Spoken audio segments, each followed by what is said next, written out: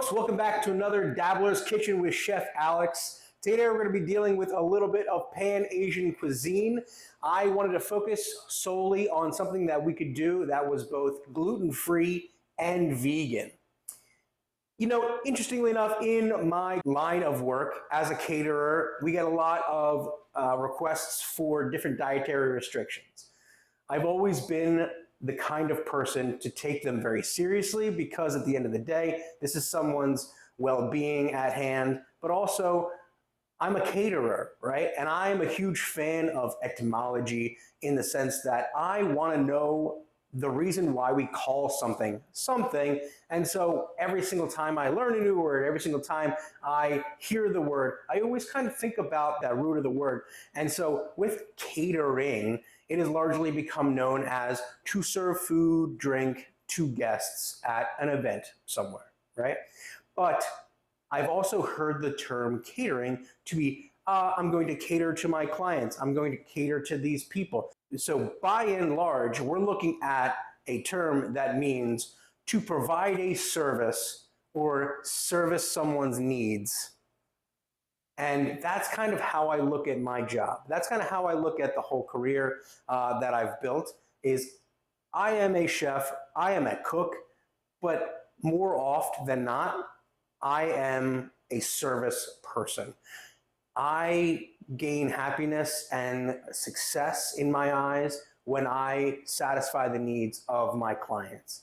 And so I always take dietary restrictions very seriously. And it also helps that my wife, my beautiful, beautiful wife, is a late diagnosis of celiac disease. So our house that was rife with breads and pasta and beer and things like that a few years ago became devoid of those things for quite some time because it was a lot easier to cook for the two of us without those things in the house. And that way we could have the same thing. We can make the same thing. I'm not out there making two meals, one for her, one for me, right? And then we had our beautiful son. And so now we have gluten back in the house, which is also kind of like, yes, for me. But at the same point in time, I usually still cook for my wife and I so she can eat whatever we're eating. And that also just sparked an interest in me to extend to my clients, extend to my friends, also to extend here for Dabbler's Kitchen, that it is easy when you know what to do and when you know what to look for to provide something that is both flavorful and fits within dietary needs and restrictions. And hopefully today I can share some of that with you. So I want to talk about the term Pan-Asian cuisine. Pan-Asian cuisine is a terminology utilized to encompass all of the Asiatic countries. And so it becomes vast or just influence, right? And I think that's the best part of culture and cuisine is that it becomes an education in influence and history. Also, one of the main reasons why I love cooking and learning about food is because it's kind of like a history lesson, but it's one you can eat. So it's really cool. But Pan-Asian cuisine today that we're going to be doing is going to be a little bit of a Korean influence, going to be a little bit of a Thai influence. You're going to see some ingredients today that aren't necessarily Asiatic ingredients, for instance, asparagus and cauliflower. Those things are going to be present because we're in PA and it is spring. So at the end of the day, wanted to incorporate some of those spring flavors. So really you could call this a Pan-Asian fusion. But anyway, I'll go through all of these ingredients and we can talk about them individually. So right here, this plate has a lot of the ingredients already portioned out on it. We have some Thai bird chilies, we have some garlic, we have some minced ginger, we have some tamari, and I'm going to talk about that in a second. But we also have some gochujang paste and some honey, and then our two vegetable ingredients, some cauliflower and some asparagus. We're also going to be utilizing extra firm tofu today. And then over here we have some toasted sesame seeds, and then we're going to add some brightness and acidity with a little bit of lime juice, as well as some cilantro, mint, and chive. We're also going to utilize some of that oil to stir fry, as well as sriracha, some fish sauce, and chili oil. Our tofu. Our tofu is going to be a soy product. So if you look at this tofu, it's extra firm. We want an extra firm tofu for this because what we're going to be doing is we're going to be stir frying it. We already did this ahead of time, but I put it in this microfiber towel and I pressed it. And when you press it, what you're doing is you're getting all that excess moisture out of there, because when we roll it around, we're going to roll around a little cornstarch. We don't want that cornstarch just to be blasted out with moisture. So then when we put it in here, it starts to dissipate immediately. Extra firm tofu also will keep its shape as long as you flash fry it like we're going to be doing in this stir fry pan.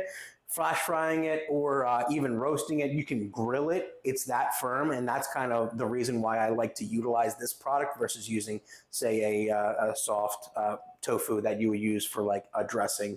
We have some cauliflower, and what we're going to do, we're just going to break it into some florets here, and the florets are going to, we just want smaller pieces so everything can cook at the same time. We don't want to be cooking big old hunks of cauliflower like this. Not necessary, okay? But we're just going to be chopping it up very easily, small piece. About that is what you want, okay?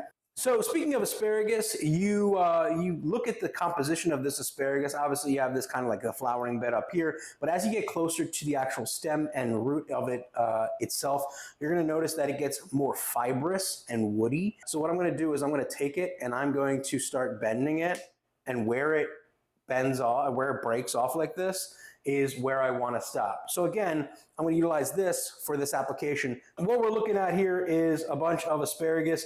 I like these tips, but what I want to do is I want to cut them on a very harsh bias here through. Now we have a little minced ginger here, but we need some minced garlic. But I wanted to show everyone a little trick when it comes to minced garlic. Now, the benefit of having a knife this wide is to be able to do this very easily. Stack these garlic cloves up right there, put them on top, and then I'm going to smash. Now, the garlic's going to look like this, and if you see what I'm trying to show you, it's already kind of started to fragment a little bit, and that's what we're looking for. We've basically done part of the chopping already just by smashing. And now we're just going to run our knives through it. All right. Before we get too deep into the process, because the stir fry honestly is going to take very quick, we're going to talk about some of these products. So gochujang paste, which is this, is a chili paste, Korean in nature. Typically, there's glutinous rice, soybean, and barley malt powder in it, but you can get ones without the barley malt powder, which is how you can satisfy your gluten-free folks. In lieu of using soy sauce, we're going to be using tamari. Tamari is actually a byproduct of miso, so it actually is fermented soybean, whereas regular soy sauce that you see commercially sold is actually a mixture of soybean and wheat, which is the reason why it's not gluten-free. Tamari is going to have that same kind of flavor, same kind of richness, umami, and be gluten-free, so it's great for your applications where you're trying to satisfy those dietary restrictions. Next, what we want to do is we want to chop up this tofu. So when we're chopping up the tofu, we just want small squares, and we're going to cut each one of these bricks into 4 and then 5 pieces here.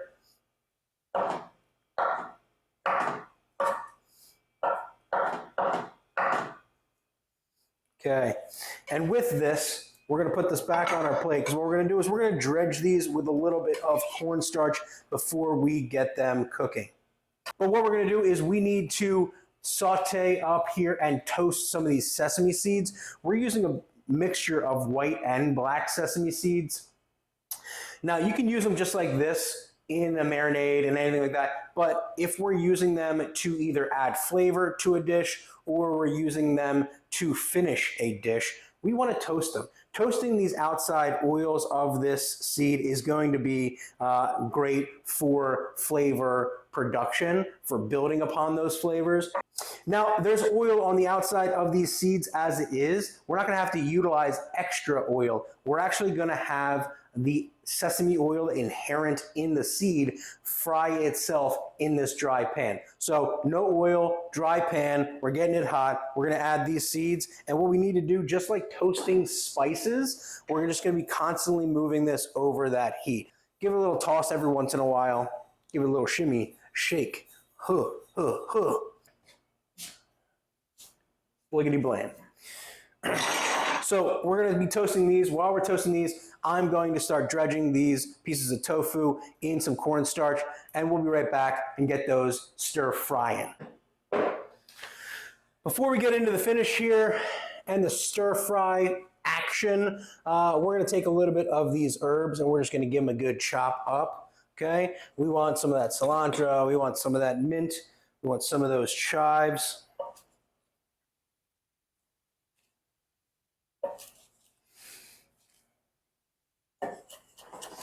And we're just going to give it a fine chop.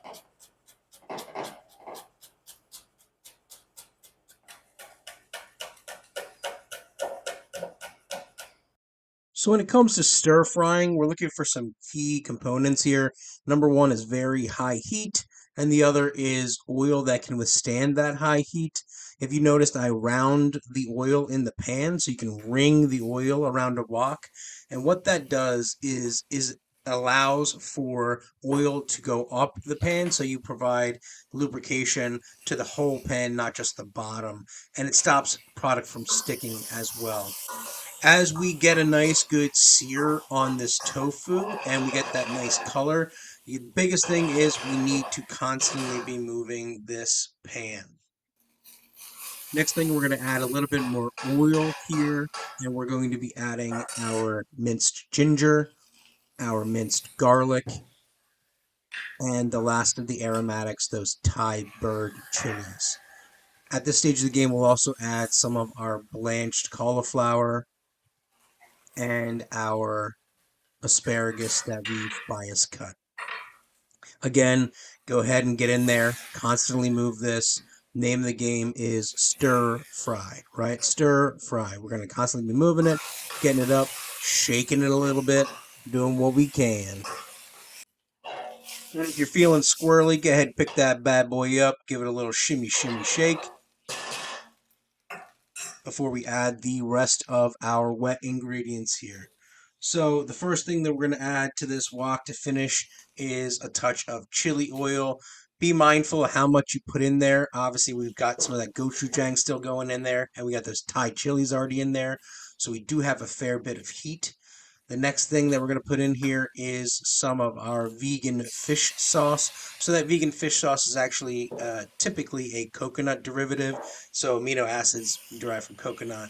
We're going to go ahead and squeeze a half of a lime in there. Add some acidity and brightness to the dish with all these deep, rich flavors. You want something like that.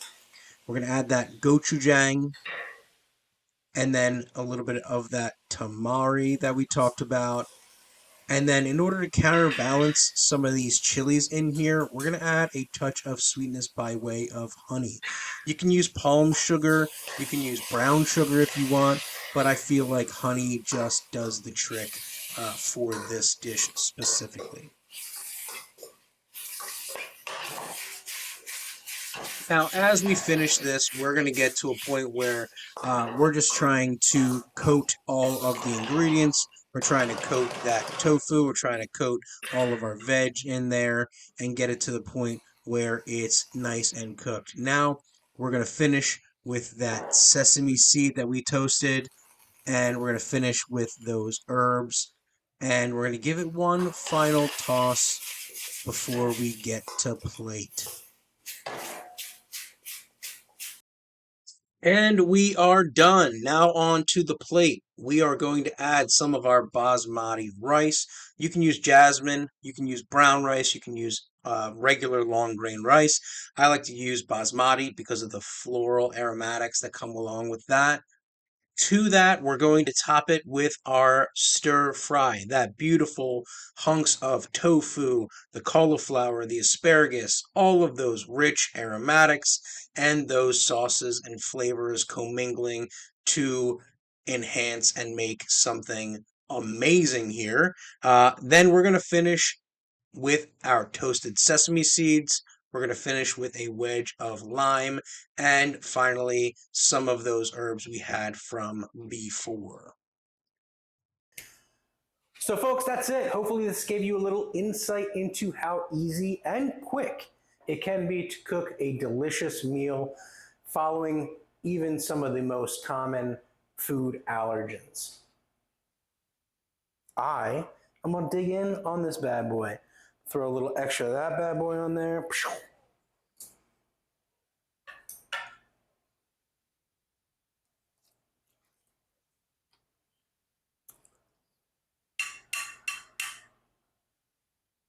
That's the one. And spicy. If you notice, my nose already starting to sweat. It's beautiful. That's the way I like it. If you like this video, go check out our other ones and stay tuned for more to come. Our next video, ramps. Springtime, they're in abundance. Come watch us forage some, as well as show you what to do with them once you got them. All right, have a great day. Thanks for tuning in to Dabbler's Kitchen with Chef Alex. I'll see you later.